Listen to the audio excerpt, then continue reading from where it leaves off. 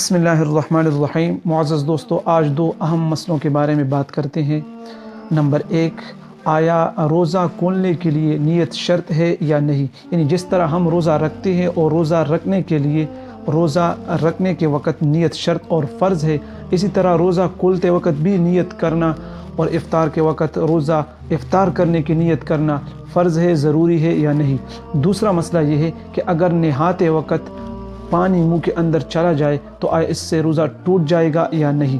پہلے مسئلے کی وضاحت یہ ہے کہ روزہ کھولنے کے لیے نیت شرط نہیں، یعنی روزہ رکھنے کے وقت نیت شرط اور ضروری ہے، لیکن افطار کرتے وقت اور روزے کو کھولنے کے وقت نیت کرنا شرط اور ضروری نہیں۔ ہاں، البتہ دعا پڑھنا، روزے کی افطار کی جو دعا ہے وہ پڑھنا مستحب ہے اور اس کا ثواب بہت زیادہ ہے۔